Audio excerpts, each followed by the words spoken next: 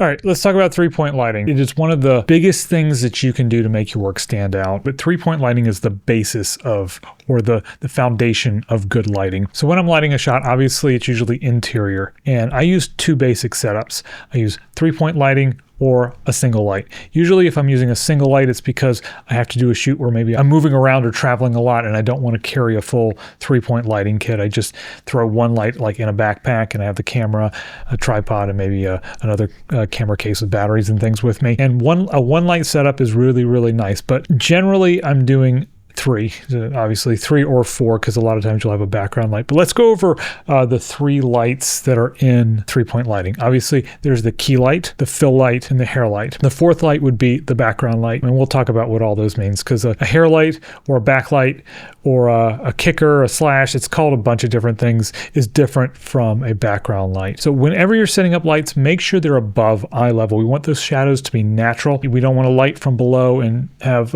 shadows going like up a person's face. It just looks awkward. It doesn't look natural. So make sure that your lighting is, when you put it on the light stand, the light is a foot or two above the subject's eye level. So obviously the first light we're going to talk about is the key light. That is your main light, and that is the source that you're going to set your exposure to. We expose for highlights. When I first heard that term, we expose for highlights, the cinematographer told that to me, and I was like, what does that mean? Usually it means you're exposing for the key light on the person's face. So usually you're filming a person and the key light's going to be the brightest light. So you're setting your exposure for that key light. In this shot, this is my key light. So this side of my face is where the key light is hitting. The key light is off camera just to this side. And so I'm setting my exposure to this side of my face because that's where the key light is hitting. So the key light is the brightest light in your three-point lighting setup, and you want that to be a soft light source. What I mean by that is the shadows coming that the key light make coming from the key light, like the shadows on your subject's face, the edges of them need to be soft. And you do that with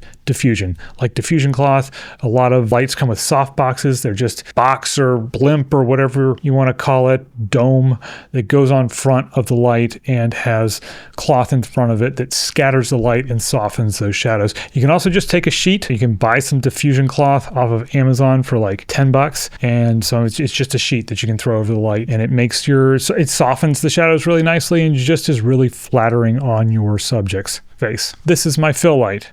It's coming from this side. It's not as bright as my key light, and this is the shadow side of my face. So we have key light, fill light. Fill light does exactly what it says. It fills in the shadows. It's usually, it's never as bright as the key light, because if you had the fill light as bright as your key light, you basically would have 2 key lights. So we have key light, fill light fills in the shadows, and that's where you really set the mood of the shot. If it's a dark, dramatic shot, you might have no fill light or a really low fill light, so it's really, really shadowy. If it's bright, corporate, you probably want it lit pretty evenly, so your fill light would be a little less than your key light, but you'd fill in a lot of those shadows. The next light in a three-point lighting setup is the hair light. It's also called a kicker, a slash, a backlight. It's used to separate your subject from the background. The hair light is always on the same side of the, I shouldn't say always, but in a traditional three-point lighting setup, it is on the same side of the subject as the fill light. So if the fill light's on this side, your hair light's going to be on this side. Why? Because this is the darker side of your subject's face, and usually their shoulder is going to be a little darker, and you're going to use that hair light to create an edge around the person to separate them from the background. So it always goes on the same side as your fill light. And really, the different names for it kind of denote the angle of the hair light. A traditional hair light would probably be directly behind or above and behind your subject, just lighting up their hair and maybe their shoulders. Kicker or a slash is kind of off to the side and hits the side of their face. That's really more what I've got here. Backlight's just kind of generic, but that is your hair light. So key light, fill light, hair light. The 4th light is a background light. If you were to add a 4th light, it would be a background light. And the background light does exactly what it says. It's lighting up the background. In this shot, obviously, we've got a red light in the background. That is a background light. We've also got some other background lights, those little Edison bulbs, which are really practicals. You would call a light bulb that you see in the background, a lamp or something like that, a practical light. But they're serving as background lights just to illuminate the background, make the shot a little more interesting. And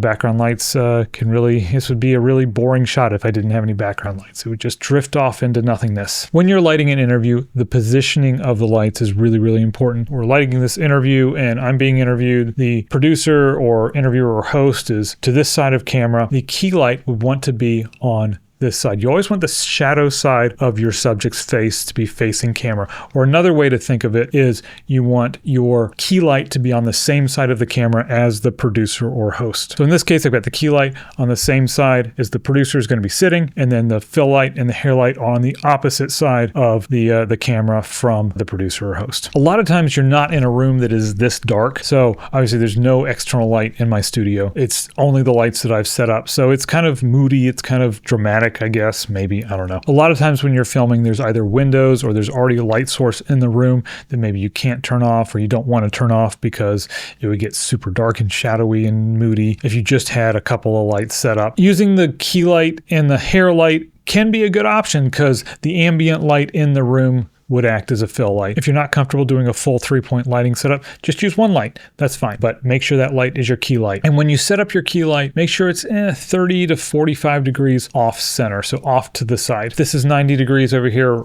right in the middle. It means that the light is hitting your face at an angle, creates some nice shadows, and it's going to make a really nice looking shot. One challenge that you will run into are people wearing glasses. And I don't generally like to have people take off their glasses because a lot of times glasses are a part of like a person's look. People are used to seeing them in their glasses, and if they take them off, it's just not their look. The challenge with glasses is glare. Some ways to mitigate that are to raise the light as high as possible, get it a little closer to the person, angle it down. Also move it off to the side a little bit more. That can really, really help. So yeah, so coming down from as high as possible, angled a little off to the side is often the best way to minimize a light reflection in glasses. You're probably not going to get rid of it completely because people are moving around and they're sitting back and they're leaning forward and they're talking. And during an interview, you know, you're going to see it a little bit, but hopefully you're able to minimize it as much as possible. So hopefully that at least conceptually gives you an idea of how 3-point lighting works. You don't have to use 3 lights. You can use 1 light. You can use 2 lights. Remember, just some key things to remember are keep the lights above eye level. If you can, diffuse your key and your fill light to soften those shadows, and keep the key light on the same side of the camera as the host/producer, and the fill light and the hair light should go on the opposite side of the camera from the host and producer. That's it. Hope that helped. If you have any questions, drop them in the comments below. I'm trying to grow the channel, so please like and subscribe, and I'll see you in the next one.